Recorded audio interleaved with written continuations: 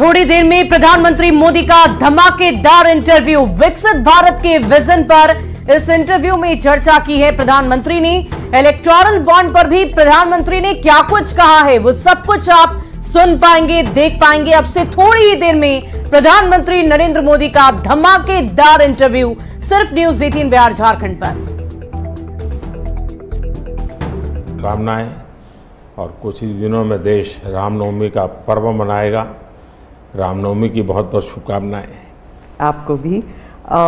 मेरा पहला सवाल होगा ये कि आपने कई भाषणों में कहा है कि 2024 आपका लक्ष्य नहीं है, 2047 है। तो 2047 तक क्या कुछ होने वाला है और क्या ये चुनाव महज एक फॉर्मेलिटी है?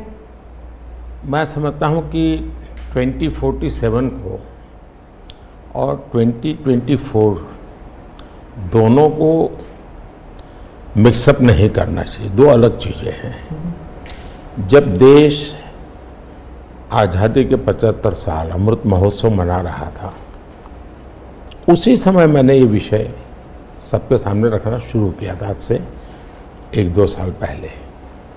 और मैं ये कहता था कि 2047 देश की आज़ादी के 100 साल होंगे। स्वाभाविक रूप से ऐसे जो माइलस्टोन होते हैं वो एक प्रकार से नया उत्साह भरते हैं, नए संकल्प के लिए व्यक्ति को तैयार करते हैं। और उस अर्थ में मेरा मत था कि एक मौका है, 75 साल पर हम खड़े हैं, 100 साल पहुंचने वाले हैं। इस 25 साल का सर्वाधिक उपयोग कैसे करें? हर इंस्टीट्यूशन, हर कोई अपना एक लक्ष्य बनाए कि मैं अपना गांव का प्रधान हूं, 2047 तक मेरे गांव में इतना तो मैं करूंगा। आरबीआई को मैं कार्यक्रम में भी गया, 90 साल का उनका कहा। तो मैंने कहा कि 10 साल बहुत महत्वपूर्ण है, आपके 100 साल होंगे, इस पर अभी से सोचिए। तो मेरे मन में 2047 ये भारत की आज़ादी के 100 साल और देश में एक प्रेरणा जगनी चाहिए। और आज़ादी के 100 साल अपने आप एक बहुत इंस्पिरेशन है, किसी व्यक्ति की जरूरत नहीं है। तो एक पार्ट तो वो है। दूसरा है 2024। 2024 ये चुनाव का हमारा जो क्रम है 5 साल का, उसके हिसाब से वो आया हुआ क्रम है। और मैं मानता हूं कि चुनाव ऑल टुगेदर डिफरेंट थिंग है। एक तरफ इस चुनाव में आप देखते हैं, लोकतंत्र में चुनाव को हमने लाइट नहीं लेना चाहिए। ये एक बहुत बड़ा महापर्व है और इसलिए मेरा तो मत है कि उत्सव के रूप में मनाना चाहिए। उससे जैसे स्पोर्ट्स, उसका जब फेस्टिवल होता है, स्पोर्ट्स के इवेंट होते हैं, वो स्पोर्ट्समैन स्पिरिट को पैदा करते हैं। प्रतिस्पर्धा भी। जब खेल का मैदान होता है तो देखने वाले, खेलने वाले, स्पोर्ट्समैन स्पिरिट का एक एनवायरनमेंट क्रिएट होता है जो हमारे संस्कार बन जाते हैं। चुनाव का ये माहौल अगर हम उत्सव में पलट दें, लोकोत्सव बना दें, तो हमारी रगों में डेमोक्रेसी, आने वाली पीढ़ियों के रगों में वो संस्कार बन जाती है। और लोकतंत्र के लिए बहुत आवश्यक है कि लोकतंत्र ये सिर्फ संविधान की सीमाओं में नहीं बंधना चाहिए, हमारी रगों में होना चाहिए, हमारे संस्कार में होना चाहिए। और उस अर्थ में मैं 2024 को देखता हूँ। ये बात सही है कि हमारा 25 साल का विजन, और उसमें मैंने बहुत काम किया है। और ये आज कर रहा हूँ ऐसा नहीं है,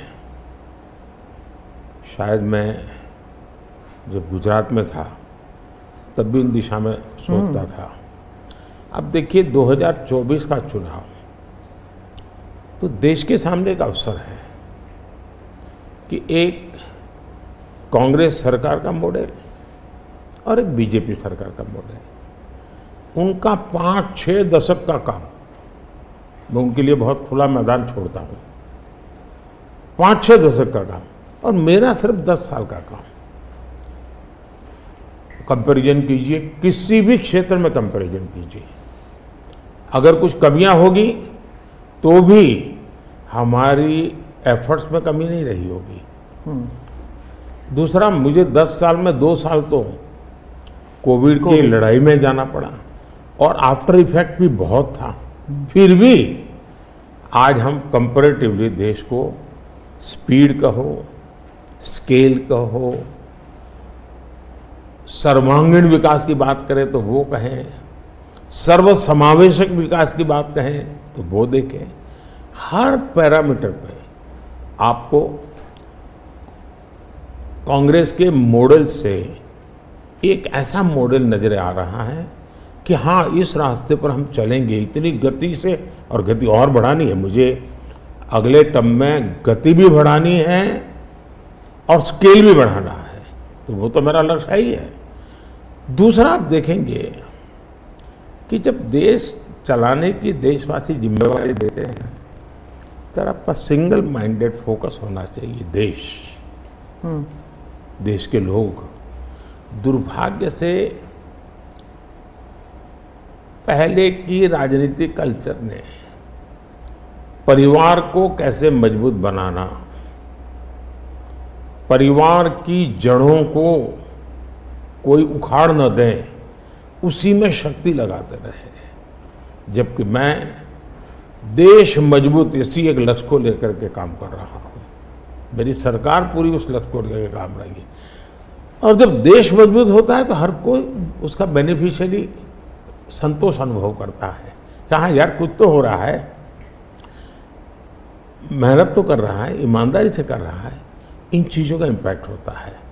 तो 2024 ये चुनाव है और चुनाव का मैदान है, तो हम एक अपने ट्रैक रिकॉर्ड को लेकर के गए हैं और वे अपने ट्रैक रिकॉर्ड को लेकर के आए हैं।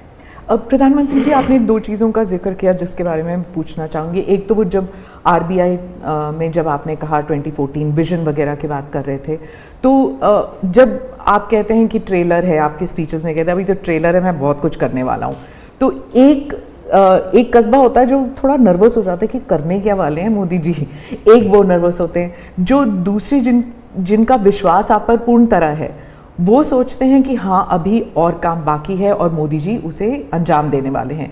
तो दोनों के लिए आप अगर हमें बताएं कि विजन क्या है कि 2047 तक किस तरह ये विजन सक्सेसफुल होगा, क्या आपका गेम प्लान है? जब मैं कहता हूँ कि मेरे मन में बहुत बड़े बड़े प्लान है और उसके लिए बहुत बड़े बड़े फैसले हैं, किसी को डरने की ज़रूरत नहीं है। मेरे निर्णय किसी को डराने के लिए नहीं है, किसी को दबाने के लिए भी नहीं है। मेरे निर्णय देश के सर्वांगीण विकास के लिए है, जन कल्याण के लिए है, देश के युवाओं के एस्पिरेशंस को मैं देर करना नहीं चाहता हूँ, मैं समय बिगाड़ना नहीं चाहता हूँ, उस अर्थ में मैं कह रहा हूँ। दूसरी बात है, ज़्यादातर सरकारों का स्वभाव होता है वो ये मिजाज में रहते हैं हमने तो सब कुछ कर लिया, हम तो सब कुछ करते हैं। मैं नहीं मानता हूँ मैंने सब कुछ कर लिया है। मैंने ज़्यादा से ज़्यादा करने का प्रयास किया है, सही दिशा में जाने का प्रयास किया है, फिर भी बहुत कुछ है जो मुझे अभी भी करना है, क्योंकि मैं देखता हूँ मेरे देश की कितनी आवश्यकताएं हैं। हर परिवार का सपना, वो सपना कैसे पूरा हो, ये मेरे दिल में पड़ा हुआ है।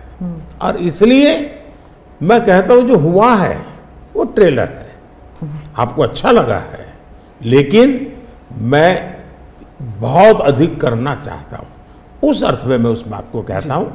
दूसरी बात है कि 2047 का जो विजन का सवाल है, एक तो मैं लंबे समय तक मुख्यमंत्री रह करके आया हूँ और मैं अनुभव करता था कि बार बार चुनाव, आचार संहिता, किसी भी राज्य में चुनाव हो तो मेरे राज्य से 30-40 सीनियर अच्छे अफसर ऑब्जर्वर के नाते जाते थे इलेक्शन ड्यूटी, तो 40-50 दिन तक वो बाहर रहते थे। तो मुझे चिंता रहती थी कि मैं सरकार कैसे चलाऊं, क्योंकि देश में ऐसे चुनाव होते ही रहते और मेरे ऑब्जर्वर जाते रहते हैं, तो फिर मैंने सोचा कि मैं ये इसको वैकेशन नहीं मानता हूँ। मैं चुनाव होगा तो उस पीरियड को वैकेशन के रूप में नहीं लूँगा। मैं अफसरों को पहले से काम देता हूँ, भाई अगली सरकार के लिए ये काम करो। तो मैं उस समय भी 100 दिन का प्लान करता था। हाँ, उसी पे पूछना था मुझे। हाँ। अभी तो चुनाव हो ही रहे हैं, अभी रिजल्ट्स भी नहीं आए और आप 100 दिन का प्लान बना रहे हैं। मैं चुनाव में जाने से पहले शुरू किया। हाँ। और दरअसल मैंने कैसे किया कि मैं पिछले 2 साल से 2047 को ध्यान में रख के काम करता था, और उसके लिए मैंने देश भर में लोगों के ओपिनियन मांगे, सुझाव मांगे।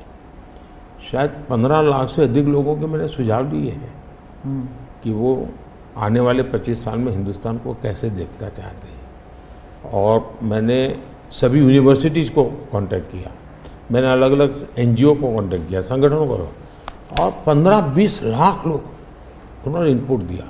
फिर मैंने AI की मदद लेकर के उसको सब्जेक्ट वाइज बनाया, उसका काफ़ी मैंने टेक्नोलॉजी, आर्टिफिशियल इंटेलिजेंस, हाँ, टेक्नोलॉजी का भरपूर उपयोग किया। ओके। मैंने हर विभाग में अफसरों की एक डेडिकेटेड टीम बनाई कि भाई इस पर काम कीजिए, कैसे हो सकता है अगले टर्म के लिए, 25 साल के लिए। 25।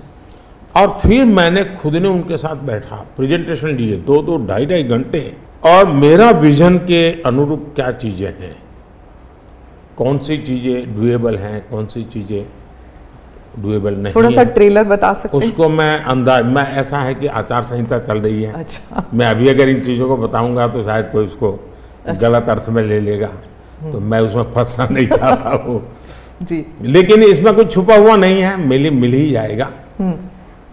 दूसरा मैंने कहा कि मैं चाहता हूँ कि ये जो मैं डॉक्यूमेंट बना रहा हूँ, जो मेरा विजन है, लेकिन वो विजन मोदी की बपौती नहीं है, वो 15-20 लाख लोगों के विचारों को उसमें समाहित किया। एक प्रकार से इसकी ओनरशिप देश की है। 15-20 लाख लोग इनपुट देते हैं, मतलब पूरा देश दे रहा है जी। मैंने क्या किया है कि मैंने उसको अभी डॉक्यूमेंट के रूप में तैयार करवा रहा हूँ। जैसे ही चुनाव प्रक्रिया पूरी हो जाएगी तुरंत वो स्टेट को भेज दिया जाएगा। ओके। मैं चाहूँगा कि स्टेट उस पर काम करे। स्टेट को क्या लगता है, क्या हो सकता है, क्या नहीं। और वो सिर्फ बीजेपी स्टेट्स नहीं है, सभी नहीं, पूरा देश, ये देश का है, ये भाजपा का नहीं है जी। ओके। ये काम देश का है जी। फिर मैं नीति आयोग की मीटिंग बुलाऊंगा, उसमें इस पर व्यापक चर्चा करूंगा मुख्यमंत्रियों के साथ, और फिर उसमें से एक फाइनल चीज बनेगी। दूसरी तरफ मैंने अफसरों को कहा कि अभी जो हमारे सामने चित्र बना है, जो कुछ भी इनपुट आए उसका आधार और मैंने अपने इनपुट दिए, उसमें से मुझे 3 हिस्सों में काम करना है। एक, बीजेपी का जो मैनिफेस्टो आएगा उसमें से करणीय काम तुरंत कैसे ले सकते हैं। दूसरा, ये जो 25 साल का हमारा जो एक खाका बना है, जो मेरा अपना विजन है, अभी तो मैं चाहूँगा कि मुझे और भी उसमें क्रिटिकल इनपुट चाहिए मुझे। मैं ऐसा नहीं मानता हूँ कि सब कुछ मुझे ही समझ और मुझे ही दिखता है। कोशिश मैंने भारी की, मैंने काफ़ी समय लगाया इसमें। उसको मैं 3 हिस्सों में बांटा। एक 25 साल, उसके लाइट में मेरे नेक्स्ट 5 ईयर, और उसके लाइट में मेरे फर्स्ट 100 डेज। तो इस प्रकार से मैंने पूरा डिजाइन बना अफसरों को काम पे लगा दिया है, क्योंकि मैं 1 मिनट भी गंवाना नहीं चाहता हूँ जी। अब आपको याद होगा 2019 में बहुत कम लोगों को ध्यान रहता है, उस समय भी मैंने 100 दिन का काम दे करके चुनाव के मैदान में गया था, और जब मैं वापस आया आर्टिकल 370 100 दिन में मैंने कर दिया। 3 तलाक से मेरी बहनों को मुक्ति दिला दी, पहले 100 दिन में किया। UAPA बिल सिक्योरिटी को लेकर के हमने 100 दिन में कर दिया। बैंकों का मर्जर बहुत बड़ा काम था, हमने 100 दिन में किया। इतना ही नहीं, पशु का टीकाकरण, ये कोविड के टीकाकरण की इतनी चल रहा है ना, मैं देश में पहली बार करीब 15,000 करोड़ रुपया लगा करके पशुओं के टीकाकरण का बड़ा अभियान चला रहा हूँ, और मैंने 19 में पहले 100 दिन में किया था। तो मैं 100 दिन क्या काम करना वो FIR नहीं करता, मैं बिल्कुल प्लानिंग करके उसको आधार पर आगे चलाता हूँ। मोदी जी, आपने एक टर्म कॉइन किया है जो बहुत ही लोकप्रिय हो गया है, मोदी की गारंटी। अब चुनाव के वक्त कई लोग कह रहे हैं कि क्या उम्मीदवार जो है वो नॉट इम्पॉर्टेंट है, वोट तो सिर्फ मोदी जी को जा रहा है क्योंकि मोदी जी की गारंटी है। तो इलेक्शन के दौरान ये सब टर्मिनोलॉजी इंपॉर्टेंट होता है। पहली बात है, उम्मीदवार ही नहीं, चुनाव में हर मतदाता इम्पोर्टेंट होता है।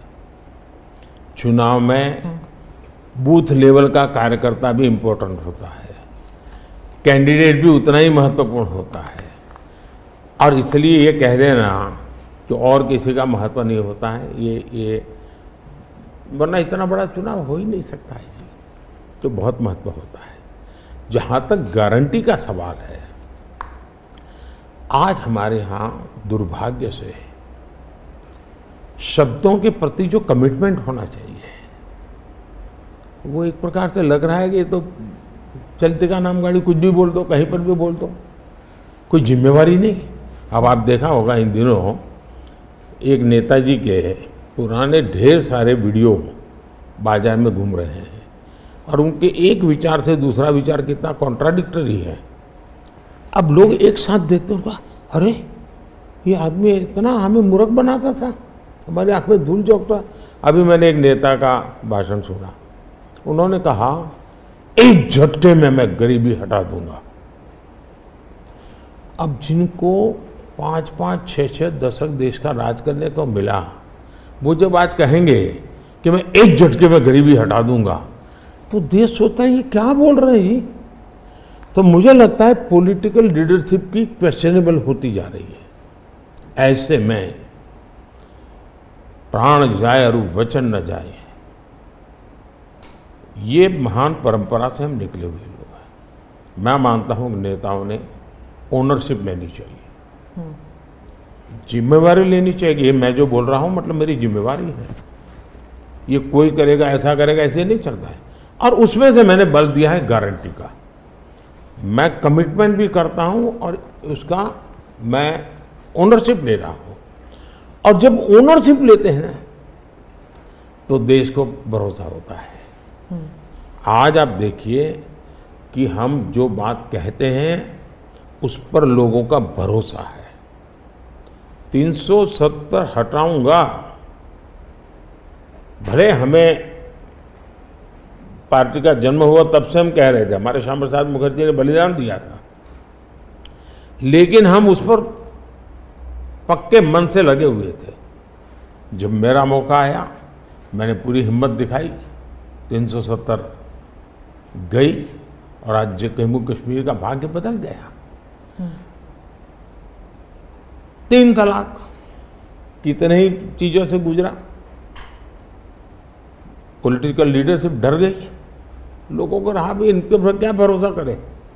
ये तो एक बार एक बोलते दूसरा, लोगों का भरोसा तब बनता है, कहेगा यार ये खुद खड़े रहेंगे, ये खड़े रहेंगे और जाना भी है तो जिम्मेवारी लेकर के जाएंगे कि भाई ये था, मैं सोचा था, नहीं कर पा रहा हूं, मैं जा रहा हूं वापिस। लेकिन भरोसा बहुत बड़ी ताकत होती है और भारत जैसे देश में ये भरोसा को मैं अपनी जिम्मेवारी मानता हूं और इसलिए मैं बार बार गारंटी ये कहता हूं। मोदी जी, आप भरोसे की बात करते हैं, जब भी हमारे कैमरा टीम्स जहाँ भी जाते हैं वो सब यही कहते हैं कि जो मतदाता हो या कैंडिडेट हो वो सब यही बात करते हैं, मोदी पर भरोसा। तो have we come to this situation जहाँ पे पहले होते थे, बोला जाता था कि Indira is India, India is Indira, और अब है मोदी इज भारत, भारत इज मोदी। क्या उस लेवल पर पहुंच गए हैं? ऐसा है कि देश ये कहता है और जो मैं खुद भी फील करता हूं कि ये माँ भारती का बेटा है, ये माँ भारती का संतान है। उससे ज़्यादा न लोग मुझे मेरे लिए सोचते हैं, न ही मेरे लिए बोलते हैं। भारत माँ का संतान है, माँ की सेवा कर रहा है, तो इतना ही बहुत है। मैं राम मंदिर प्राण प्रतिष्ठा की बात करती हूँ। इसको एक राजनीतिक रंग नहीं चढ़ना चाहिए था, लेकिन हो गया है और जब इलेक्शंस आ गए हैं तो फिर चाहे ऑपोजिशन हो या बीजेपी हो, एक दूसरे पर आरोप लगाते हैं, तुम पापी तुम पापी। कांग्रेस कहती है कि इसका राजनीतिकरण बीजेपी ने किया इसलिए वो पापी है। बीजेपी कहती है कि न्योता देने के बावजूद आप प्राण प्रतिष्ठा में आए नहीं इसलिए आप पापी हैं। तो इसे आप कैसे देखते हैं? पहली बात है कि इसका राजनीतिकरण किसने किया, और इसको आज की घटनाओं से मत, जब हमारा जन्म भी नहीं हुआ था, हमारी पार्टी पैदा भी नहीं हुई थी, उस समय अदालत में ये मामला निपटाया जा सकता था, समस्या का समाधान हो सकता था। भारत विभाजन हुआ तो विभाजन के समय ये तय कर सकते थे, चलो भाई इतनी इतनी चीज़ें ऐसा कर लो, वो नहीं किया गया। क्यों? कि एक ऐसा हथियार हाथ में है जो हथियार वोट बैंक पॉलिटिक्स के लिए मजबूती का एक दांव है, इसलिए उसको पकड़ के रखा गया और बार बार उसको भड़काया गया। अब जब ये अदालत के अंदर मामला चल रहा था, अदालत में अभी जजमेंट ना आए वहां तक कोशिश की गई। न्यायिक प्रक्रिया से होना चाहिए, तो हमारा संविधान हमें कहता है और सरकार की तो जिम्मेवारी है, लेकिन उसमें भी अड़ंगे डालना, ये क्यों? क्योंकि उनके लिए ये राजनीतिक हथियार था, ऐसे लोगों के लिए।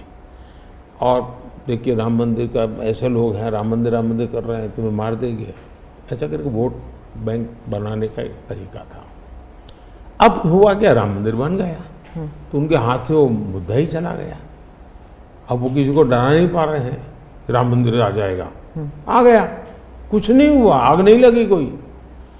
दूसरा, इनकी प्रकृति, आप सोमनाथ मंदिर से लेकर के अब तक की घटनाएं देखिए, वे भारत की मूलभूत आस्थाएं, भारत का मूलभूत जो पिंड है, उसके प्रति नेगेटिविटी लेकर के ही देश में वो अपनी बातें। अब सोमनाथ मंदिर को क्या प्रॉब्लम था, सरदार पटेल थे, डॉक्टर राजेंद्र बाबू को जाना था, वहां तो न जनसंघ था, न भाजपा था, न आरएसएस थी, न कोई लड़ाई थी, लेकिन उन्होंने मना कर दिया जाने। वो जो नेहरू जी की जो चिट्ठी थी, हाँ, जो भी है, अब ये और वो परंपरा आज भी चल रही है कि प्राण प्रतिष्ठा का निमंत्रण मिले और आप उसको ठुकरा दें। सचमुच में तो आपको गर्व होना चाहिए कि ये राम मंदिर निर्माण करने वाले जो भी लोग हैं, जिन्होंने संघर्ष भी किया है, वे आपके सारे पाप भूल करके, सारे आपके गुनाह भूल करके घर में आकर के आपको इनवाइट कर रहे हैं और नए से व्यवहार शुरू करना चाहते हैं। आप उसको भी उस पुराने मिजाज से ठुकरा दें, तब लगता है कि आपके लिए वोट बैंक एक बहुत बड़ी आपकी मजबूरी है, और उस वोट बैंक के चलते इस प्रकार की चीज़ें होती रहती। और ये किसी को नीचा दिखाना, किसी का अपमान करना, ये अपना अधिकार मानते हैं। और मैं कभी कभी कहता हूँ, वे तो नामदार है, हम तो कामदार है। अब मैं नॉर्थ ईस्ट जाऊँ, वहाँ के लोग कोई कपड़े पहना दे, मैं पहनता हूँ, उसकी भी मजाक उड़ाना, यानी हर चीज़ की। मैं तमिलनाडु जाऊँ, लुंगी पहनूँ, तो उनको लगता है देखो ये कर रहा है, वो कर रहा है। मैं हैरान हूँ जी, इतनी नफरत लोकतंत्र में नहीं होती है, नहीं होनी चाहिए। देखिए हमारे लिए, मैं मानता हूँ ये न राजनीति का विषय हम लोगों के लिए है, न होना चाहिए और न कभी होगा। हमारे लिए एक जबरदस्त आस्था का विषय है जी। और ये कोई प्रभु राम का संबंध कोई मेरे कारखाने में नहीं आया जी, हजारों साल से, और दुनिया के अनेक देशों में है। जब ये राम मंदिर का निमंत्रण देने के लिए टस्के लोग मुझे आए, उन्होंने ठुकरा दिया। मैं सोचने लगा, इतना बड़ा मुझे दायित्व दिया जा रहा है, मैं अपने आप को योग्य क्या कैसे करूं, अपने आप को योग्य कैसे बनाऊं। तो मैंने कुछ लोगों की एडवाइस ली, कुछ संतों की, कुछ जानकार लोगों की, मेरी स्पिरिचुअल लाइफ से जुड़े हुए कुछ लोगों को मैंने पूछा कि भाई मैं इसको एक प्रधानमंत्री के रूप में इस कार्यक्रम को नहीं लेता हूँ, एक राम भक्त के रूप में करना चाहता हूँ, मुझे क्या करें। उसमें से मुझे सुझाव आया, तो सुझाव तो बहुत, लेकिन मैंने फिर कुछ अध्ययन भी किया और मैंने मनोमन तय किया कि मैं 11 दिन का अनुष्ठान करूँगा। और मैं ज़मीन पे सोता था, नारियल के पानी पर रहता था, और तय किया मैं प्रभु राम जहाँ जहाँ गए थे उसमें जहाँ भी मैं जा सकता हूँ जाने का प्रयास करूँगा। और वहाँ मैं अपना, जब मैं श्रीरंगम मंदिर में गया, दक्षिण भारत में, हाँ। दक्षिण भारत में, और कंब रामायण का मैंने पाठ किया वहाँ, तब मुझे वहाँ के लोगों ने बताया कि साहब 800 साल पहले जब कंब रामायण की रचना हुई तो पहला पाठ इसी जगह पे हुआ। और मैं देख रहा सबके आंख में आंसू थे। ये जो मैंने अनुभूति की है साउथ में खास करके, यहाँ बैठे हुए लोगों को अंदाज नहीं आएगा जी कि क्या भक्ति है, क्या आस्था है और कितनी पवित्रता है उसमें। मेरा कार्यक्रम नोन नहीं था, मेरा काम तो ऐसा व्यक्तिगत था, लेकिन जो जन सामर्थ्य एक प्रकार से मुझे उनके भाव में अनुभव कर रहा था, तो मेरे लिए शायद मेरी स्पिरिचुअल जर्नी की एक बहुत बड़ा महत्वपूर्ण एक 11 दिन की घटना मैं देखता हूँ। मैं और राम मंदिर प्राण प्रतिष्ठा को मैंने बहुत गंभीर लिया था जी। मैंने एक इवेंट के रूप में नहीं लिया था जी, मेरे लिए वो इवेंट नहीं था, वो एक स्पिरिचुअल मूवमेंट था आपके लिए। मैं मानता, मुझे दिखता था वो 500 साल का संघर्ष, मुझे दिखता था 140 करोड़ लोगों की श्रद्धा, सपने, और देश के गरीब गरीब लोगों ने पाई पाई देकर के मंदिर बनाया है जी। ये मंदिर 3 चीजें मैं देखता हूँ। एक, 500 साल का अविरत अखंड एक निष्ठ संघर्ष, लाखों लोगों का एक काम के लिए बलिदान। दूसरा, लंबी न्यायिक प्रक्रिया, इतने सालों की न्यायिक प्रक्रिया, और न्यायिक प्रक्रिया के हर तराजू से तुल करके निकला हुआ, कसौटी हुआ। दूसरा, टेक्नोलॉजी का उपयोग, ASI के द्वारा उसकी खुदाई, सबूत, ये एक बहुत बड़ा। और चौथा, हिंदुस्तान के कोटि कोटि लोगों ने 1-1, 2-2, 5-5 रुपया जो भी दे सकते हैं दे करके ये मंदिर बनाया है। ये मंदिर सरकारी खजाने से नहीं बना है। ये ऐसे पहलू हैं कि जो भारत के स्वाभिमान को, भारत के सामर्थ्य को, भारत के सपनों को, भारत के संकल्प को और भारत के आने वाली पीढ़ी को बहुत बड़ी प्रेरणा देने वाले हैं। हम दक्षिण भारत की बात करते हैं तो पहले मैं दक्षिण भारत के कुछ मुद्दों के बारे में उठाऊंगी। बीजेपी का एक ऐसा नेता तमिलनाडु में उभर के आया है जो इसके लिए मीडिया अटेंशन काफ़ी कुछ आ रहा है, वो है अन्नामलाई जी। तो वो काफ़ी कॉन्फिडेंट है कि तमिलनाडु में बीजेपी को डबल डिजिट फिगर आएंगे। तो क्या ये उनका ओवर कॉन्फिडेंस है कि आप भी तमिलनाडु इतनी बारी जा चुके हैं? पहली बात है कि तमिलनाडु जनसंघ के जमाने से और भारतीय जनता पार्टी, मैं कहता हूं 5-5 पीढ़ी हमारी इस विचार के लिए वहां खप चुकी है। तो एक निरंतर काम चला है। जब कांग्रेस से लोग निराश हुए तो प्रादेशिक पक्षों की तरफ गए, और लंबे अरसे तक प्रादेशिक पक्षों का जो कुछ भी कामकाज देखा है, अब लोग निराश हो गए। निराशा के इस माहौल में उन्होंने दिल्ली में भाजपा की सरकार का मॉडल देखा, हिंदुस्तान में अन्य राज्यों में भाजपा की सरकार का मॉडल देखा, देश भर में जो तमिल बंधु रहते हैं उन्होंने अपने घरों में जाके बताया भी हम जिस राज्य में रहते हैं वहां तो ये हो रहा है। तो लोग स्वाभाविक तमिल प्रजा कंपैरिजन करने लगी कि जो हवा खड़ा किया गया था ये तो अच्छा काम कर रहे हैं। अब जैसे मैंने तमिल काशी संगम किया तो तमिलनाडु में डीएमके पार्टी वाले लोग ये तो पानीपुरी वाले करके मजाक उड़ाते थे, लेकिन जब तमिलनाडु के लोग काशी संगम कार्यक्रम में आए और काशी का रूप रंग देखा, उन्होंने कहा ये हमने तो जो सुना था ऐसा नहीं है, ये तो बहुत डेवलप दिखता है, बड़ी प्रगति हो रही है, IT का नेटवर्क दिखता है। तो सोचने का तरीका बदलने लगा और उसके कारण डीएमके के प्रति जबरदस्त गुस्सा पैदा हुआ है। मैं कल्पना नहीं कर सकता इतना बड़ा गुस्सा पैदा हुआ है। वो गुस्सा पैदा डाइवर्ट हो रहा है बीजेपी की तरफ पॉजिटिव वे में।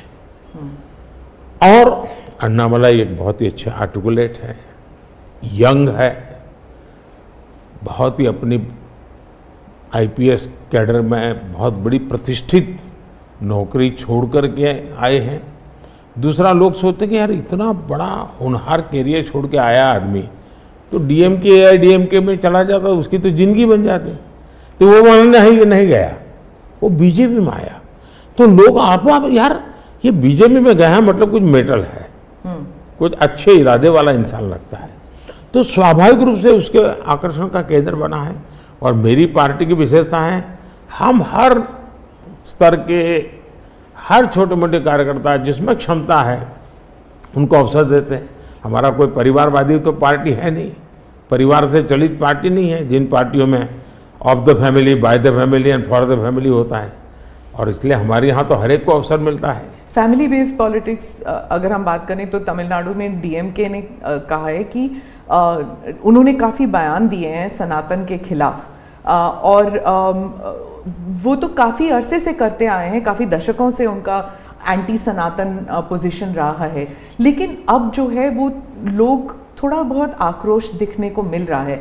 तो आप क्या समझते हैं कि is it because of awareness कि लोग बीजेपी की तरफ मुड़ रहे हैं, या फिर सनातन के खिलाफ जो उनके स्टेटमेंट्स है वो बाकी राज्यों में भी ये फैल रहा है? अब मैं इस सवाल को जरा अलग तरीके से देखता हूं। सवाल हमें कांग्रेस को पूछना चाहिए। जो कांग्रेस जिसके साथ किसी जमाने में महात्मा गांधी का नाम जुड़ा हुआ था, जो कांग्रेस जहां इंदिरा गांधी जी गले में माला खुलेआम पहन करके घूमती थी, रुद्राक्ष माला, जो हाँ रुद्राक्ष माला पहन करके घूमती थी इंदिरा जी। सवाल कांग्रेस को पूछना चाहिए कि तुम्हारी क्या मजबूरी है कि सनातन के खिलाफ इतना जहर उगलने वाले लोगों के साथ तुम क्यों बैठे हो भाई? क्या तुम्हारी राजनीति अधूरी रह जाएगी क्या? ये कौन सी कांग्रेस की सोच विकृति आ रही है कांग्रेस में, ये चिंता का विषय है। डीएमके का तो जन्म शायद इस नफरत में पैदा हुआ होगा, और धीरे धीरे वो नफरत का खेल भी उनका लोग स्वीकार करने नहीं लगे हैं, और इसलिए वो नए नए तौर तरीके अपना करके बोल रहे हैं। प्रश्न उनका नहीं है, प्रश्न कांग्रेस जैसी पार्टी का है कि उसने अपना मूल कैरेक्टर गंवा दिया है क्या? जब संविधान सभा में जो लोग बैठे थे तो ज़्यादातर गांधीयन लोग थे, ज़्यादातर कांग्रेस की विचारधारा से जुड़े हुए लोग थे, और पहला संविधान बना, उसके हर पेज पर जो पेंटिंग है रामायण, वो सनातन की ही परंपरा से जुड़े हुए हैं। तो आपका संविधान बना, उस संविधान में सनातन का गौरव का हिस्सा था, और आज सनातन को इतनी भयंकर गालियां देने की हिम्मत हो और आप उनके साथ चुनाव की राजनीति करें, उनके साथ मंच साझा करें, मजबूरी कांग्रेस की ये देश के लिए चिंता का विषय है। और जो तमिलनाडु के मुख्यमंत्री और कुछ और दक्षिण के मंत्री हैं, मुख्यमंत्री हैं, वो कहते हैं कि जो दक्षिण है वो अलग इकाई है, उत्तर अलग इकाई है, दक्षिण भारत और उत्तर भारत, और बीजेपी जो है वो दक्षिण भारत में सेंध नहीं कर सकती। राहुल गांधी ने तो संसद में भी कहा था कि आप अगर पूर्व से देखें, बंगाल से देखें, उड़ीसा, आंध्र प्रदेश, तेलंगाना, तमिलनाडु, केरल तक जाएं, पूरे उस एरिया में बीजेपी सेंध नहीं कर पाएगी। दो अलग इकाई है क्या दक्षिण भारत और उत्तर भारत? पहली बात है, भारत बहुरत्ना वसुंधरा है, भारत विविधताओं से भरा हुआ देश है। यहाँ रेगिस्तान भी है, यहाँ समुद्री तट भी है, यहाँ हिमालय भी हैं, और यहाँ सह्याद्री भी हैं, यहाँ गंगा के पट भी हैं और कावेरी के पट भी हैं। तो भारत को टुकड़ों में देखना ये भारत के प्रति नासमझी का परिणाम है। अगर यही भाव होता, अगर आप हिंदुस्तान में देखें प्रभु राम के नाम से जुड़े हुए गांव कितने सबसे ज़्यादा कहाँ हैं, तो तमिलनाडु में है। इतने सारे गांव के नाम हैं कि उसमें राम तो होगा ही होगा। अब इसको आप कैसे अलग कह सकते हैं? किसको गले उतारेंगे आप? लेकिन भारत की विविधता है, पंजाबी जैसा होगा वैसा नागालैंड का व्यक्ति नहीं होगा, गुजराती जैसा होगा वैसा कश्मीर का व्यक्ति नहीं होगा। तो विविधता ही तो हमारी शक्ति है। हमने विविधता को सेलिब्रेट करना चाहिए। हमें गुलदस्ता ऐसा है भारत का जिसमें हर एक का अपना फूल दिखाई दे, ये भाव होना चाहिए। कांग्रेस कहती है कि बीजेपी और खासकर मोदी जी इस विविधता को अप्रिशिएट नहीं करते, एक रंग में ढालना चाहते हैं, और अगर 400 सीट जो आप कह रहे हैं अगर वो आ जाता है तो संविधान रद्द हो जाएगा, एक ही भाषा, एक ही रहन सहन, एक ही तरीका होगा, और वो है जो मोदी जी कहेंगे। मैं समझ नहीं पाता हूँ कि जो व्यक्ति यूएन में जाकर के पहली बार दुनिया की सबसे पुरातन भाषा तमिल भाषा का गुणगान करता हो, किस आधार पर उस व्यक्ति को आप ऐसे आरोप लगा रहे हो? मेरा तो मत है, और मैं जब कपड़े अलग अलग राज्य के पहनता हूं तो उनको ये परेशानी हो रही है। मुसीबत उनकी है कि वो एक सांचे में देश को डालना चाहते हैं। हम तो विविधता की पूजा करते हैं, हम विविधता को सेलिब्रेट करते हैं। और मैं हमको हर एक को कहता हूं, जैसे हमने कहा कि भाई डॉक्टर बनना है, इंजीनियर बनना, मातृभाषा में क्यों नहीं बन सकता है? जब मैं मातृभाषा में डॉक्टर इंजीनियर बनने की बात करता हूं, मतलब कि मैं मातृभाषा को सेलिब्रेट कर रहा हूं, उसका महात्मा बढ़ा रहा हूं। मुझे ये अभी एक गेमिंग वाले सब बच्चों के साथ बैठा था, तो उनमें से किसी ने पूछा कि हमारे लिए कोई संदेश, तो ऐसे मैंने कहा एक काम करो, अब जब भी आप हस्ताक्षर कहीं करेंगे, सिग्नेचर करेंगे, अपनी मातृभाषा में सिग्नेचर करो, इतना तो गर्व करो। अब मैं तो विविधता को लाने की कोशिश कर रहा हूं, अब उनको आरोप लगाने हैं, क्या करेंगे? कुछ मुख्यमंत्री हैं वो कहते हैं कि उन्हें सेंटर से सहयोग नहीं मिलता। दक्षिण के भी कुछ मुख्यमंत्री हैं, आप भी मुख्यमंत्री रह चुके हैं, अब प्रधानमंत्री हैं पिछले 10 साल में। क्या कोऑपरेटिव फेडरलिज्म को लेकर आपके विचार बदल गए हैं जब आप मुख्यमंत्री थे और जब अभी आप प्रधानमंत्री हैं? दरअसल, और क्या उन्हें नहीं मिलता सहयोग? दुर्भाग्य हुआ है कि जो रीजनल एस्पिरेशंस होते हैं उसको सबसे ज़्यादा तवज्जो देनी चाहिए, ये मेरी पार्टी की फिलॉसफी है। अगर आप रीजनल एस्पिरेशंस जो हैं उसको नकार करके विकसित भारत का सपना पूरा नहीं कर सकते। दूसरा, मैं गुजरात में लंबे समय तक मुख्यमंत्री रह के आया हूँ, और मेरा सौभाग्य है कि देश में मैं पहला प्रधानमंत्री ऐसा हूँ कि जिसके पास राज्य के मुख्यमंत्री का इतना बड़ा अनुभव रहा है। तो एक मुख्यमंत्री के नाते केंद्र से क्या अपेक्षाएं होती हैं, केंद्र से क्या तकलीफें होती हैं, उसको मैंने भली भांति झेला है, समझा भी है।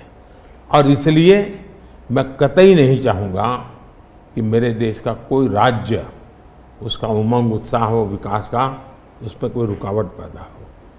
अगर रुकावट हटा सकता हूँ और उसमें मैं उनकी मदद कर सकता हूँ, वो भी मैं करने के लिए जाऊँ, क्योंकि मुझे देश बनाना है। दूसरा, मैं जब गुजरात था तब भी मेरा मंत्र था, यहाँ सरकार यूपीए की थी, तब भी मेरा मंत्र था भारत के विकास के लिए गुजरात का विकास। मैं गुजरात का विकास करूंगा, क्यों? क्योंकि मुझे मेरा देश का विकास करना है। हमारे देश में वातावरण बनना चाहिए, और हमने एस्पिरेशनल डिस्ट्रिक्ट की कल्पना की। हर राज्य में हमने कहा कि ये राज्य के पैरामीटर के बराबर है। भारत सरकार ने योजना बनाई, उसकी मदद की। सभी राज्य आज हमारे एस्पिरेशनल डिस्ट्रिक्ट में और एस्पिरेशनल ब्लॉक में मिलकर के हम काम कर रहे हैं, और बहुत अच्छे परिणाम नजर आ रहे हैं।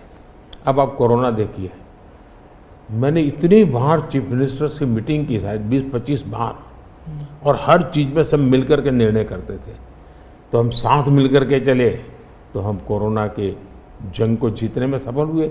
और मैं पब्लिकली कहता हूँ कि कोरोना की लड़ाई में भारत की सफलता का कारण, मैं सभी राज्यों का भी उतना ही योगदान है, मैं रिकॉग्नाइज करता हूँ।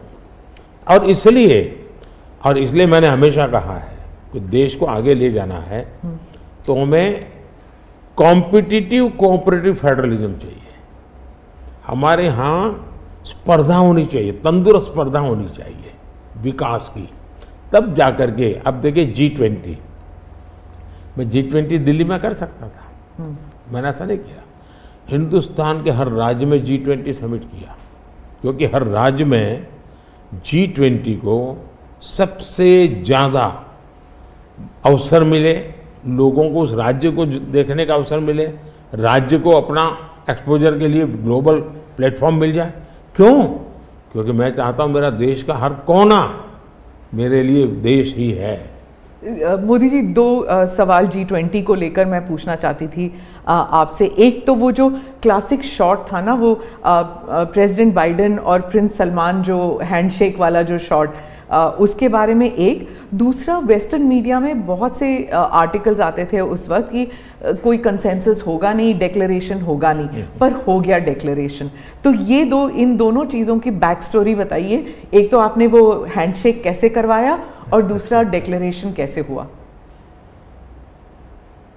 एक ग्लोबल गुड जब उसके लिए काम करते हैं और अपने निजी कोई इफ्स एंड बट्स नहीं होते हैं, तो आप दुनिया को ऑन बोर्ड ले सकते हैं। और मेरी कोशिश ये थी कि मुझे बताइए भाई, आखिरकार ये G8 और G20 पैदा कैसे हुआ, जिन मुद्दों को लेकर के पैदा हुआ तो उस मुद्दों से हटना नहीं। और उसमें सब मेरे से कन्विंस हुए, सब लोग कन्विंस हुए। कुछ लोगों से मुझे व्यक्तिगत बातचीत करने की ज़रूरत थी, मैंने वो भी किया। कुछ शब्दों की किसी के आग्रह रहते थे, उनको मैंने समझाने का प्रयास किया। दूसरा, मेरा इरादा था कि मैं लास्ट सेशन में नहीं करूँगा, मैं इसको इतना जल्दी करूँगा कि लोग सरप्राइज कर जाएंगे। और इसलिए मैंने दूसरे ही दिन पहले ही सत्र में डिक्लेरेशन वाला काम पूरा कर दिया। तो जो नेगेटिव अनुमानों के आधार पर सारा G20 घसीटने की कोशिश होती थी, मैं इसको किसी भी हालत में चौंका देना चाहता था। तो दैट वाज माय स्ट्रेटेजी, और वो स्ट्रेटेजी सफल हुई। और मुझे खुशी है, जहाँ तक दुनिया के उन देशों को क्यों लाए साथ, कैसे लाए। देखिए, सिल्क रूट की चर्चा हम बहुत समय से सुनते आए हैं।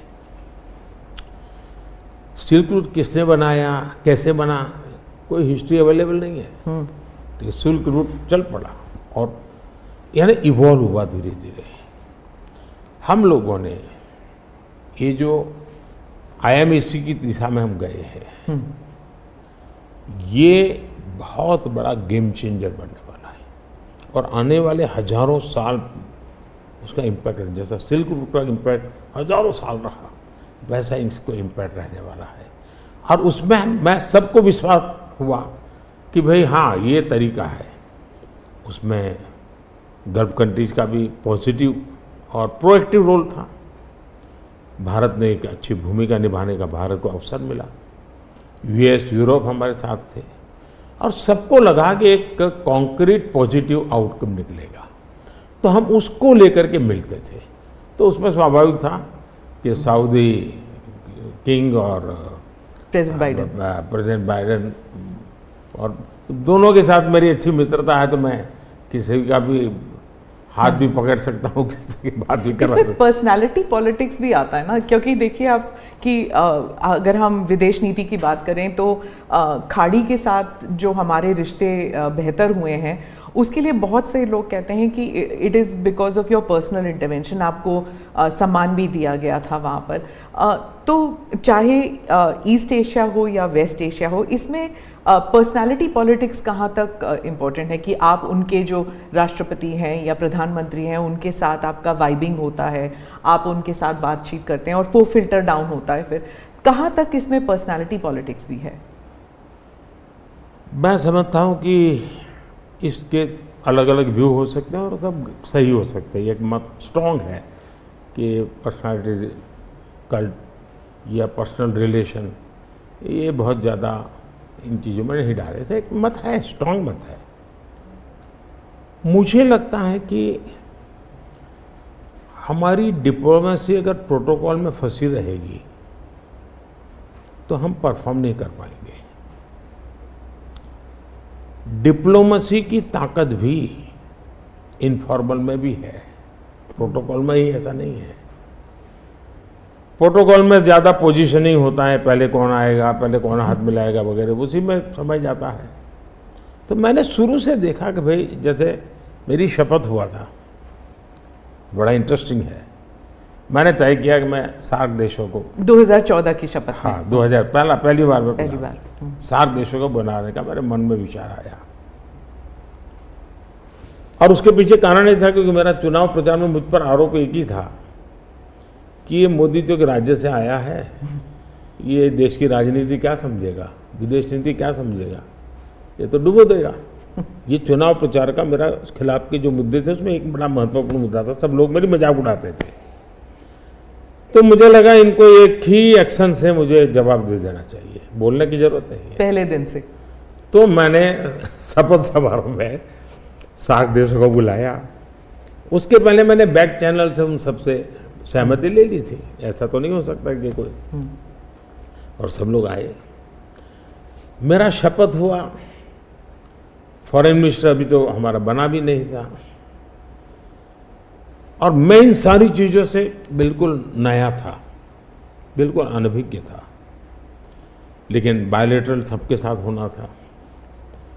जब हम लोग हैदराबाद हाउस में गए तो मुझे समझाया सब प्रोटोकॉल वालों को, सब ऐसा होगा, वो आएंगे, आप ऐसा करेंगे सर।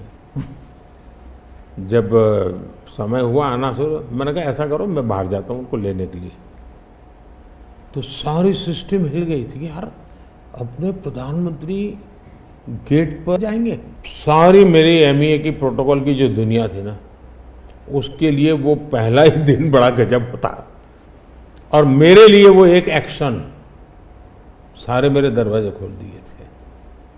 और इसलिए मैं प्रोटोकॉल में बंधने के बजाय परफॉर्मेंस पर फोकस करके डिप्लोमेसी के लेवल को शिफ्ट करने का प्रयास किया, और उसमें मुझे सफलता मिली है।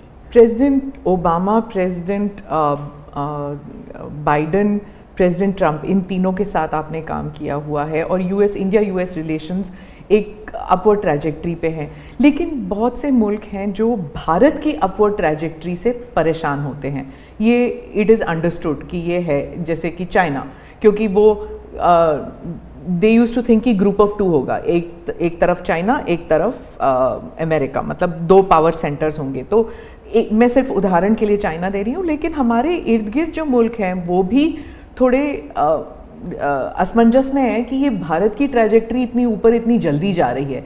क्या हम अपने नेबरहुड को अपनी सक्सेस स्टोरी का हिस्सा नहीं बना सकते? अच्छा सवाल आपने पूछा। हमारी डे 1 से पॉलिसी है, एक नेबर फर्स्ट, दूसरा एक्ट ईस्ट। तो जो हमारे ईस्टर्न पार्ट के जो हमारे आसियान कंट्री के देश हैं, उसमें हमने एक्ट ईस्ट पॉलिसी लिया है, यहाँ नेबरहुड फर्स्ट। तो ये हमारा डे 1 से हमारे देश की भी पॉलिसी है और हमारी भी पॉलिसी है। पहले लूकैस था, मैंने आकर के उसको एक्ट ईस्ट कहा, लेकिन इसमें दूसरा, आज दुनिया के सैकड़ों मील दूर भी कोई देश है, उनको लगता है कि भारत की प्रगति में हमारा कोई बेनिफिट है, तो पड़ोसी को नहीं देखेगा। आज पड़ोसी सबसे ज़्यादा खुश हैं क्योंकि भारत उनके सबसे, अब जैसे कोविड के कालखंड में कोई पड़ोसी देश ऐसा नहीं है कि जिसकी हमने मदद नहीं की हो। नेचुरल कैलेमिटी, कोई ऐसा देश नहीं है। अब जब नेपाल में भूकंप आया, फर्स्ट रिस्पॉन्डर हम थे। श्रीलंका में बहुत बड़ा क्राइसिस आया, उस क्राइसिस के समय सबसे ज़्यादा उनको मुसीबत में से बाहर निकालने का कोई काम किया है तो हिंदुस्तान ने किया, और पब्लिकली वो रिकग्नाइज करते, इसको कहते हैं। और इसलिए मैं तो दूसरा अनुभव कर रहा हूँ, वो हमसे बहुत अपेक्षाएं करते हैं, और पॉजिटिव अर्थ में मैं कहता हूँ, अच्छे रूप में देखते हैं। और भारत ने भी कहा है कि भाई हम हमारे सभी देशों को, पड़ोसियों को शक्तिशाली और समृद्ध देखना चाहते हैं। आपने दोस्ती का हाथ बढ़ाया था 2014 से ही पाकिस्तान, चाइना के साथ भी ऐसे किया था, लेकिन जब आप सक्सेस स्टोरी या अपने नेबरहुड फर्स्ट की बात करते हैं तो पाकिस्तान, चाइना मालदीव्स ये भी आते हैं और यहाँ पर कटाक्ष है अगर आप बात करें तो इसके लिए सुधार उसमें उनकी अंदरूनी राजनीति महत्वपूर्ण है। भारत और उन देशों का संबंधों से ज़्यादा उनका इंटरनल पॉलिटिक्स के लिए कुछ चीज़ें जरूरी है। जी, विदेशी मीडिया जो है वो हमेशा कहती है कि Modi is the most popular prime minister in India. वो इस बारे में कोई दो राय नहीं है, लेकिन ये भी कहती है a strong Modi means democracy start sliding. मतलब लोकतंत्र के लिए खतरा है अगर मोदी जी और स्ट्रॉन्ग हो जाएंगे, लेकिन भारत में कुछ और ही है। वही रेटिंग्स, वही एजेंसीज कहते हैं कि लोग जो हैं वो खुश हैं कि मोदी जी अगर स्ट्रॉन्ग हो जाएं, तो उन्हीं के रेटिंग्स ये कहते हैं। आप इस बारे में क्या कहेंगे? पहली बात है कि उनकी टर्मिनोलॉजी क्या है और उनके इस कंक्लूजन पर आने का आधार क्या है, ये अपने आप में एक रिसर्च का विषय है। लेकिन मैं ये समझ नहीं पाता हूँ कि जिस देश में 6 लाख पंचायतें चुने हुए लोगों से चलती हो, दुनिया में कोई देश ऐसा है कि जहाँ 6 लाख पंचायतें और नियमित रूप से चुनाव जहाँ होते हैं, इतने राज्य, अनेक पार्टियों की सरकारें, हमारे देश में शायद ही कोई ऐसी पॉलिटिकल पार्टी होगी जो कहीं सत्ता में ना हो। तो ये सब होने के बावजूद अगर ये कहना कि सर्वसत्ताधीश कोई बन रहा है, तो ये तो मुझे लगता है उनको जानकारियों का अभाव है हिंदू। दूसरा, अगर मोदी सर्वसत्ताधीश के रूप में रहता तो G20 में मेरे अगल बगल में ही कर रहा है। मैंने तो राज्यों के पास, क्योंकि डेमोक्रेटिक कैरेक्टर है ये हमारा। मोदी जी, एक मैं मदर ऑफ डेमोक्रेसी इसकी दुनिया में गुंज कर रहा हूं, तो उनको क्वेश्चन हो रहा है, क्योंकि वो अभी भी स्वीकारने को तैयार नहीं कि भारत मदर ऑफ डेमोक्रेसी है। हाँ, एक सवाल था, यूक्रेन में जब युद्ध चल रहा था तो भारत के जो वहाँ पर छात्र थे उन्हें सुरक्षित रूप से वापस भारत लाया गया। ये एक दिल हिलाने वाला किस्सा था। इसमें आपने हॉस्टिलिटीज़ रोकने के लिए पर्सनल हस्तक्षेप किया था, पर्सनल इंटरवेंशन किया था, ये सुनने में आया है, तो इसके बारे में कुछ बताएंगे? देखिए, यूक्रेन की चर्चा जरा ज़्यादा हुई खिलाफ, लेकिन मैं 14 से लेकर ऐसी कई घटनाएं हैं। अगर आपने एक सुषमा स्वराज जी का एक इंटरव्यू है, आप देखिए कि कैसे यमन में से हमने हिंदुस्तान के लोगों को लाए, और सऊदी किंग के साथ मैंने बात कर करके उनसे कहा भाई मुझे वहाँ यमन से लोगों को लाना है, तो आपका बॉम्बार्डिंग चल रहा है, हम कर नहीं पा रहे हैं, मुझे कैसे मदद करेंगे? तो उन्होंने कहा कुछ समझ लीजिए मुझे। और सुषमा जी ने अपने इंटरव्यू में सारी चीज़ें कही हुई है। भारत की रिक्वेस्ट पर एक पीरियड रहता था जिस पीरियड में बॉम्बार्डिंग नहीं होता था, और उस समय हम हवाई जहाज़ में हमारे लोगों को निकालते। यमन से करीब 5000 लोगों को हम लाए थे।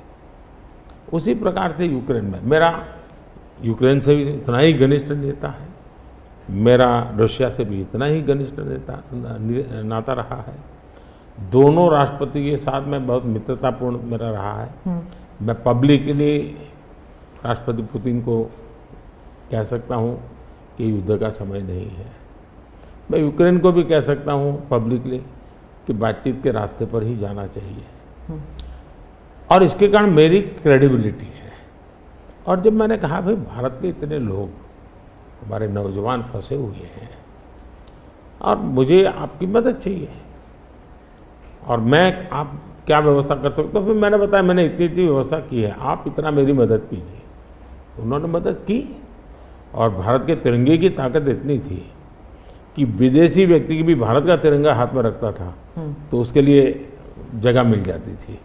तो मेरा तिरंगा ही मेरी गारंटी बन गया था। मोदी जी, मैं डोमेस्टिक पॉलिटिक्स पे वापस आती हूँ। एक सवाल है इलेक्टोरल बॉन्ड्स के बारे में। राहुल गांधी जो हैं वो हर भाषण में कहते हैं, और विपक्ष के नेता भी कहते हैं कि इसमें धांधली हुई है। आपकी पार्टी के लोग भी कहते हैं कि अगर गलती है, अगर इसमें कोई गुंजाइश है इसके सुधार में, तो वो कर सकते हैं। क्या ये गलत फैसला था इलेक्टोरल बॉन्ड्स का? पहली बात है कि हमारे देश में लंबे अरसे से चर्चा चली है कि चुनावों में काला धन एक बहुत बड़ा खतरनाक खेल हो रहा है। देश के चुनावों को काले धन से मुक्ति मिले, इसके लिए कुछ करना चाहिए। चर्चा लंबे समय से चल रही है। चुनाव में खर्च तो होता ही होता है, कोई इनकार नहीं कर सकता है। मेरी पार्टी भी करती है, सब पार्टियां करती हैं, कैंडिडेट भी करते हैं, और पैसे लोगों से लेने पड़ते हैं, सब पार्टियां लेती हैं। मैं चाहता था कि हम कुछ कोशिश करें कि इस काले धन से हमारे चुनाव को कैसे मुक्ति मिले, ट्रांसपेरेंसी कैसे आए। एक प्रामाणिक पवित्र विचार मेरे मन में था। रास्ते खोज रहे थे, एक छोटा सा रास्ता मिला, वही पूर्ण है। वैसे हमने उस समय भी क्लेम नहीं किया था, पार्लियामेंट में डिबेट में सबने उसको सराहा भी था। आज जो लोग उलट पुलट बोल रहे हैं उन्होंने सराहा था, पार्लियामेंट डिबेट देख लीजिए। हमने कैसे कैसे काम किया, जैसे 1000 और 2000 के नोट खत्म कर दिए। चुनाव में वही बड़े बड़ी मात्रा में ट्रैवलिंग करते हैं, क्यों कि ये काला धन खत्म हो। हमने सुप्रीम कोर्ट ने कहा था कि 20,000 रुपये तक पॉलिटिकल पार्टियां कैश ले सकती हैं। मैंने कानून बनाकर, नियम बना करके 20,000 को 2,500 कर दिया। क्यों? क्योंकि मैं नहीं चाहता था कि ये कैश वाला कारोबार चले। फिर मैंने कहा है कि इलेक्टोरल बॉन्ड, कि जो पार्टी अपना सीक्रेसी मेंटेन करना चाहती है। होता था क्या, जैसे हम पहले बीजेपी में चेक से पैसा लेंगे तय किया, तो सब व्यापारी लोग हमें आकर के कहें साहब हम चेक से दे ही नहीं सकते। हमने कहा क्यों नहीं दे सकते? बोले हम चेक से देंगे तो हमें लिखना पड़ेगा, हम लिखेंगे तो जो सरकार है वो देखेगी कि ये विपक्ष को इतना पैसा दिया, तो हमें तो वो परेशान करेंगे। तो बोले हम तो पैसे देने के लिए तैयार है लेकिन चेक से नहीं देंगे। तो मुझे याद है हमारे 90 के दशक में जो चुनाव में हमको बड़ी दिक्कत आई थी, पैसे नहीं थे हमारे पास, और हम नियम लगा के बैठे थे कि हम चेक से लेंगे। देने वाले देने को तैयार थे, चेक से देने की उनकी हिम्मत नहीं थी। तो ये सारी चीज़ों का मुझे पता था। तो मैंने कहा भाई, तो हमने कहा भाई ऐसा है, अब देखिए इलेक्टोरल बॉन्ड न होते तो किस व्यवस्था में ताकत है वो ढूंढ के निकालते कि पैसा कहाँ से आया और कहाँ गया। ये तो इलेक्टोरल बॉन्ड की सक्सेस स्टोरी है कि इलेक्टोरल बॉन्ड थे तो आपको ट्रेल मिल रहा है मनी का, कि किस कंपनी ने दिया, कैसे दिया, कहाँ दिया। अब उसमें अच्छा हुआ बुरा हुआ वो विवाद का विषय हो सकता है, इसकी चर्चा हो। मुझे जो चिंता है वो, मैं ये कभी नहीं कहता हूँ निर्णय में कोई कमी नहीं होती है। निर्णय तो चर्चा कर सीखते हैं, सुधारते हैं, इसमें भी सुधार के लिए बहुत संभावना है। लेकिन आज हम पूरी तरह काले धन की तरफ देश को धकेल दिया है, और इसलिए मैं कहता हूँ सब लोग पछताएंगे। जब बाद में ईमानदारी से सोचेंगे सब लोग पछताएंगे। अब देखिए इलेक्टोरल बॉन्ड का भी विशेषता थी, कैसा झूठ चल रहा है। कुल देश में 3000 कंपनियों ने इलेक्टोरल बॉन्ड दिए हैं। उसमें 3000 में 26 कंपनियां ऐसी हैं जिन पर कार्रवाई हुई है।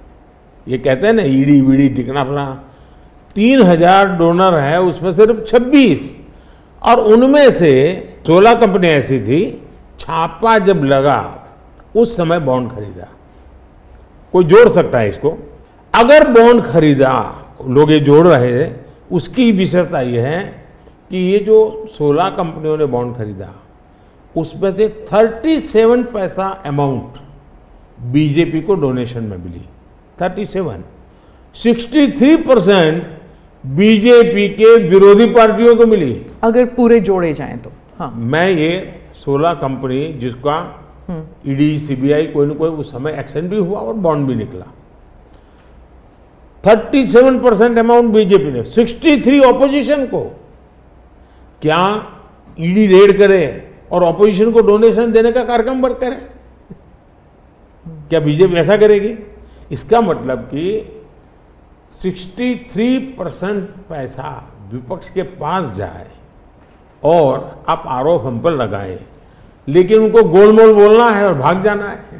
हम ट्रांसपेरेंसी की बात करते हैं तो विपक्ष कहता है कि ईडी, सीबीआई, आईटी, सारे के सारे इदारे जो हैं, इलेक्शन कमीशन को भी जोड़ते हैं वो, कि सारे इदारों पर बीजेपी हावी है और लेवल प्लेइंग फील्ड है ही नहीं।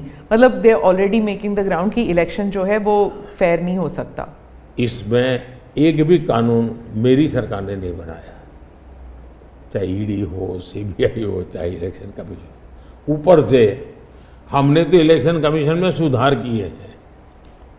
आज इलेक्शन कमीशन बनता है तो अपोजिशन भी उसमें होता है। पहले तो प्रधानमंत्री एक फाइल पे साइन करके इलेक्शन कमीशन बना देता था, और जो उनके परिवार के साथ निकट जुड़े थे ऐसे ऐसे लोग इलेक्शन कमिश्नर बने थे। ऐसे लोग इलेक्शन कमिश्नर बने थे जो वहाँ से निकलने के बाद राज्यसभा के मेंबर बने, उनकी सरकार के मिनिस्टर बने। ऐसे इलेक्शन कमिश्नर बने थे जो कांग्रेस के बाद में कैंडिडेट बने, और इसलिए हम उस लेवल पे प्ले नहीं कर सकते। तो हमारा लेवल प्ले फील्ड हो ही नहीं सकता, हम ऐसे बन ही नहीं सकते। हम अच्छे रास्ते पर जाना चाहते हैं, हम उस रास्ते पर जाना नहीं चाहते। दूसरी बात है, आखिर ईडी सीबीआई कैसे बनी? ईडी वगैरह का आप देखेंगे या इलेक्शन कमीशन का अपने एक कहावत है, नाच न जाने आंगन टेढ़ा। और इसलिए कभी ईवीएम का बहाना निकालेंगे, कभी मूलतः पराजय के लिए वो कुछ रीजनिंग अभी से सेट करने में लगे हैं ताकि पराजय उनके खाते में न चढ़ जाए। वो कह रहे हैं लड़े कैसे आप? या तो ऑपोजिशन लीडर्स को जेल में डाल रहे हैं, या फिर अगर वो आपकी पार्टी में आ गए तो सारे पाप धुल गए। कितने ऑपोजिशन लीडर जेल में हैं? कोई मुझे बताए। और क्या यही ऑपोजिशन लीडर उनके सरकार चलाते थे? या जेल का डर है? हाँ, डर तो पाप का होता है जी, ईमानदार को क्या डर होता है? मेरे यहां भी तो उन्होंने मेरे होम मिनिस्टर सबको जेल में डाल दिया था। दूसरा, ईडी की बात करते हैं। आप गुजरात के बारे में कह रहे हैं जब आप मुख्यमंत्री? हाँ, मैं मुख्यमंत्री था। अच्छा, जो ईडी की बात करते हैं, ईडी ने जितने केसेस किए ना, उसमें से सिर्फ, देश को समझना, सिर्फ 3% ही पॉलिटिकल लोग इन्वॉल्व है जिन पर एक केस हुए हैं। 97% जिनका राजनीति से कोई लेना देना नहीं, ऐसे लोगों को हुआ है जो कोई ड्रग माफिया है, कुछ अफसर हैं जो करप्शन करते हैं, कुछ अफसर हैं जो बेनामी संपत्ति बना के बैठे हुए हैं। 97% केस उन पर हुए हैं, जेलों में वो लोग गए हैं। अच्छा, मजा देखिए, ईडी एक स्वतंत्र संस्था को काम कर देना चाहिए, नहीं करने देना चाहिए? बनाई क्यों भाई? 2014 से पहले ये संपत्ति अटैच करने का ईडी को अधिकार है। 2014 से पहले उन्होंने सिर्फ 5000 करोड़ रुपए की संपत्ति अटैच की। कौन रोकता था ईडी को भाई? और किसके लाभ में कहता? मेरे कालखंड में गलत काम करने वालों की 1 लाख करोड़ रुपए की संपत्ति अटैच हुई है। कई देश की जनता का पैसा नहीं है? दूसरा आंकड़ा तो आप और हैरान हो जाओगे। 2014 पहले इसी ईडी ने देश में से 34 लाख रुपए, 34 लाख रुपया कैश जब्त किया था। मतलब कि स्कूल बैग में आ जाए इतना पैसा, स्कूल बैग में आ जाए। पिछले 10 साल में हमने 2200 करोड़ रुपया कैश जब्त किया है। 2200 करोड़ रुपया कैश जब्त किया है। कहाँ 34 लाख, कहाँ 2200 करोड़। 34 लाख रुपया एक बैग में आ जाता है, 2200 करोड़ रुपया शिफ्ट करना है तो वो हाथी का छोटा सा ट्रक आता है ना, 70 ट्रक लगेंगे तब जाकर इतना रुपया हमने ईडी ने हमारे यहाँ हमारे कालखंड में। इसका मतलब ये है कि ईडी सही काम कर रही है। कैश पकड़ा है भाई, लोग पकड़े नहीं, कैश भी पकड़ा है।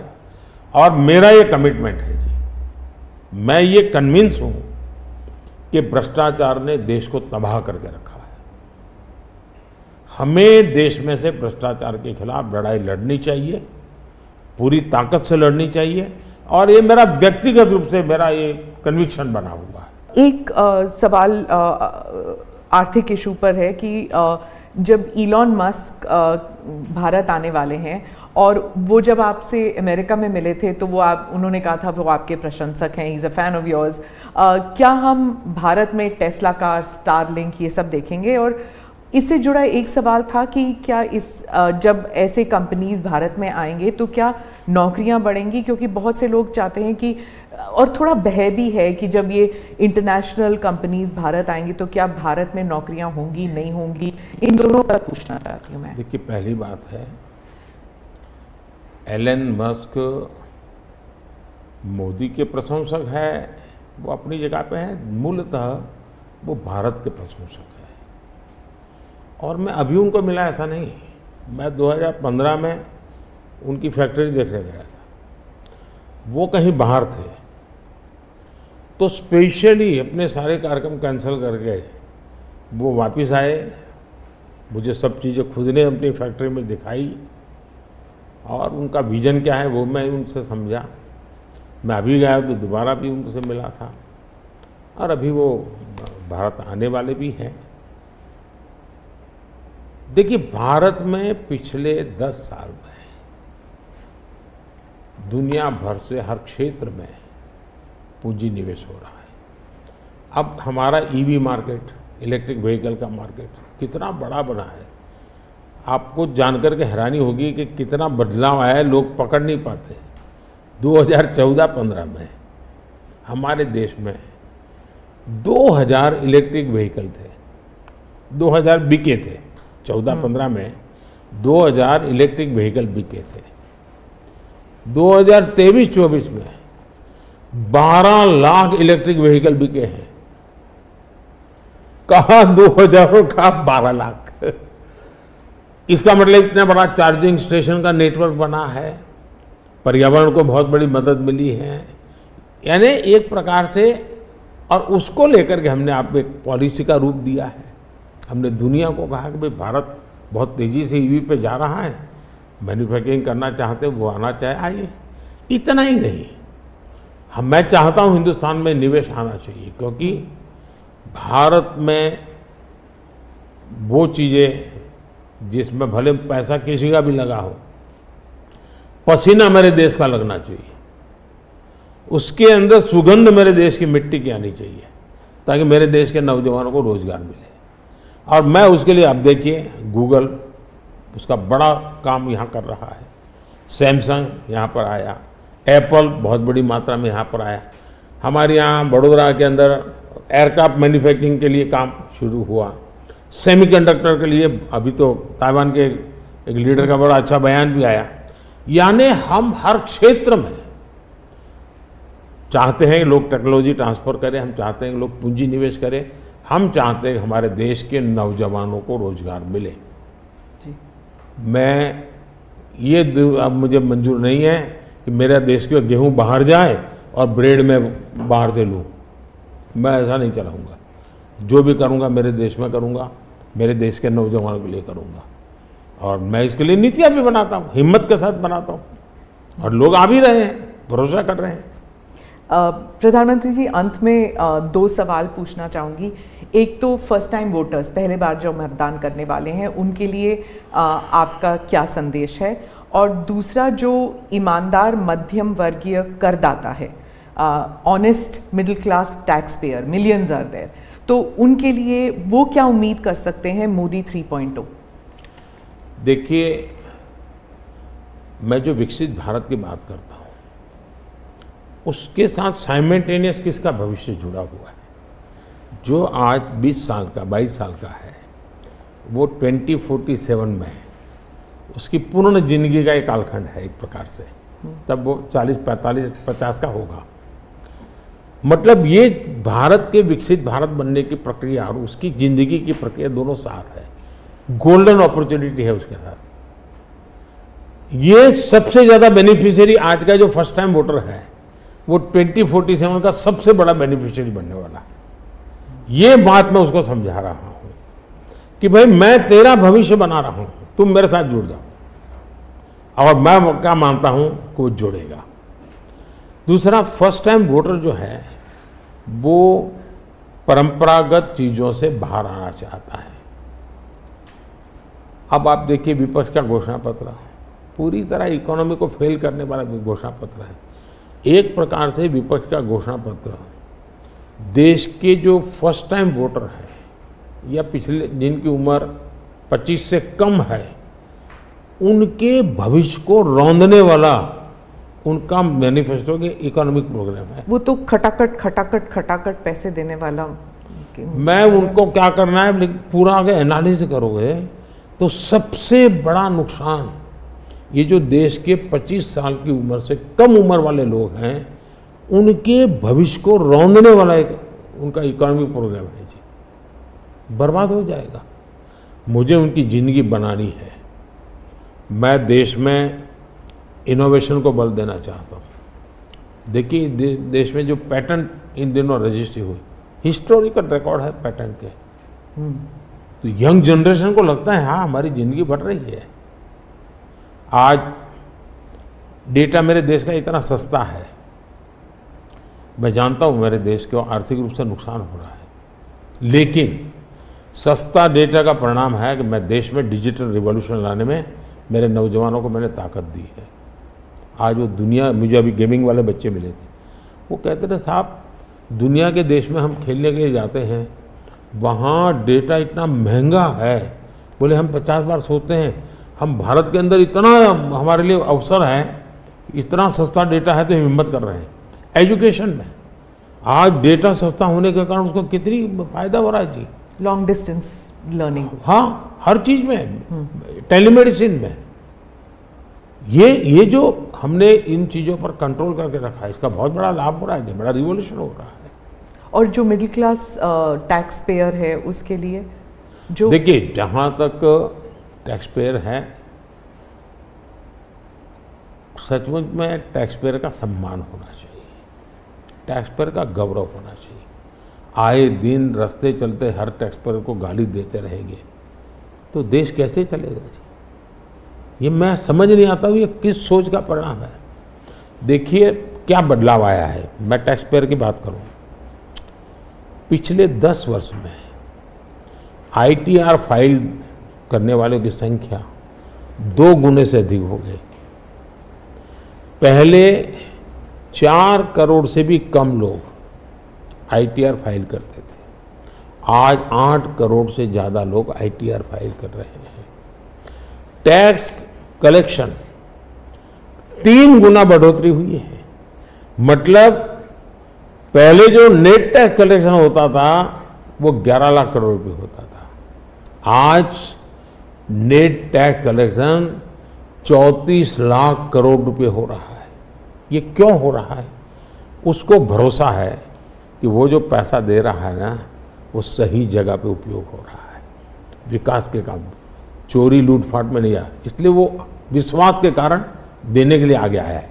दूसरा, 7 लाख रुपए तक की इनकम पर टैक्स हमने माफ कर दिया है, जो पहले 2-2.5 लाख पे अटका हुआ था। 7 लाख रुपए कमाई तक कोई टैक्स नहीं देना है, फिर भी मेरे यहाँ टैक्स बढ़ रहा है। यानी, और इसलिए मैं मानता हूँ, मैं तो हर टैक्स पेयर का हृदय से आभार व्यक्त करता हूँ, क्योंकि जो मुझे सपने पूरे करने हैं उसमें टैक्स पेयर जो धन देता है उसी से होने वाला है। और मैं मानता हूँ देश की प्रगति के लिए करदाताओं की संख्या बढ़नी चाहिए और करदाताओं पर बोझ कम होना चाहिए। इस मूलभूत फिलॉसफी की तरफ मैं आगे बढ़ना चाहता हूँ। जैसे, और मैं तो करदाताओं से एक प्रार्थना भी करूंगा कि देश के खातिर विकसित भारत के लिए करदाता क्या कर सकता है। मैं उनको कहूंगा कि आप कम से कम 3 लोगों को जो टैक्स नहीं देते हैं उनको प्रेरित करो कि वो टैक्स देना शुरू करें। हर टैक्स पेयर सिर्फ 3 लोगों को प्रेरित करें। और मैं उनको समझाता हूँ, जब मैं गरीब का घर बनाता हूँ उसमें जो ईंट लगती है ना, किसी न किसी टैक्स पेयर की ईंट है वो, उसका जो पुण्य है ना, वो जो परिवार उसमें रहता है, जो पुण्य संतोष व्यक्त करता है, उसका पुण्य उस टैक्स पेयर को जाता है। किसी गरीब को मैं जब मुफ्त राशन देता हूँ, जब खाना पका करके अपने बच्चों को खिलाता है ना, तब वो कोई टैक्स पेयर सोचे कि हाश मैंने टैक्स दिया था, वो भूखा बच्चा खाना खा रहा है, उसको टैक्स देने का आनंद आएगा। और इसलिए मैं टैक्स पेयर का धन, जन कल्याण के काम, इनको कोरिलेट कर करके ही चलना चाहता हूँ, ताकि देने वाले को संतोष हो कि मेरे पैसों से ये हो रहा है। ये बहुत बड़ी आवश्यकता है। और मैं बार बार कहता हूँ कि ये जो गरीब के घर की थाली है ना, उसका संतोष का जो पुण्य है ना, उसका हकदार कोई है तो देश का टैक्स पेयर है। मोदी जी, चुनाव के दौरान आपने वक्त निकाला और हमसे इतनी सारी बातें की, उसके लिए धन्यवाद। बहुत बहुत धन्यवाद आपको। और मेरे देशवासियों से ये फर्स्ट टाइम वोटर्स को मेरी अपील है कि देश के नाम वोट कीजिए। मैं उनको कोई राजनीतिक वोट के लिए नहीं कह रहा, देश के नाम वोट कीजिए। खुद का आने वाला 25 साल के भविष्य के लिए वोट करें, ये मैं उनसे आग्रह करूंगा। दूसरा, मैं देशवासियों का कहूँगा, मैं सभी पॉलिटिकल पार्टी के वर्कर्स को भी कहना चाहूँगा कि गर्मी बहुत है, धूप में सभी पार्टी के वर्कर दौड़ रहे हैं। मैं सभी पार्टी के वर्कर को कहूँगा, बहुत पानी पीजिए, बहुत पानी पीजिए, दौड़िए, बहुत दौड़िए, लेकिन पानी बहुत पीजिए, ताकि इस धूप में, इस गर्मी में मतदाताओं को भी कहूँगा, कितनी ही धूप क्यों ना हो, आप मतदान अवश्य करें। हो सके तो सुबह जल्दी जल्दी मतदान कीजिए। ये और लोकतंत्र के उत्सव के रूप में चुनाव को मनाएं, यही मेरी प्रार्थना होगी देशवासियों को। अगली चुनाव सर्दियों में कीजिएगा और 1 नेशन 1 इलेक्शन वाला। आपने सही मुद्दा उठाया। 1 नेशन 1 इलेक्शन हमारा एक कमिटमेंट है। हमने पार्लियामेंट में भी बोला हुआ है, हमने कमेटी भी बनाई थी, कमेटी का रिपोर्ट भी आया है। तो 1 नेशन 1 इलेक्शन के संबंध में देश में बहुत लोग ऑन बोर्ड आए हैं, सभी दलों ने, बहुत लोगों ने इसमें जो कमेटी को अपना सुझाव दिए हैं, बहुत ही पॉजिटिव सुझाव आए हैं और बड़े इनोवेटिव सुझाव आए हैं। और देश का बहुत बड़ा लाभ होगा अगर हम इस रिपोर्ट को लागू करवा पाते हैं तो। जी, धन्यवाद मोदी। नमस्कार, थैंक यू। लोकसभा चुनाव से पहले पीएम मोदी का धमाकेदार इंटरव्यू देखा आपने, जहां बीजेपी के संकल्प पत्र के बाद ये पहला इंटरव्यू विकसित भारत के विजन पर यह चर्चा हुई है और 10 बड़ी बात प्रधानमंत्री नरेंद्र मोदी की तरफ से की गई है, जिसमें उन्होंने कहा है कि मुझे अभी बहुत कुछ करना है। और उन्होंने ये जो 10 बड़ी बात कही है वो हम आपको बता रहे हैं। बार बार चुनाव होने से काम पर असर पड़ता है और इसीलिए 1 नेशन 1 इलेक्शन का उन्होंने जिक्र किया। बड़े विजन के लिए बड़े फैसले लिए जाएंगे, प्रधानमंत्री नरेंद्र मोदी की तरफ से किया गया। 2047 को लेकर के काम कर रहा हूं और साथ ही उन्होंने कांग्रेस के काम से मेरी तुलना नहीं करें, ऐसा भी कहा है। आपको बता दें कि 100 दिन का प्लान तैयार कर लिया गया है। प्रधानमंत्री नरेंद्र मोदी की तरफ से कहा गया कि आने वाले लोकसभा चुनाव के बाद 100 दिन का प्लान तैयार है। अगले 25 साल की तैयारी भी कर चुका हूं और इसके साथ ही मेरे फैसले जन कल्याण के लिए हैं।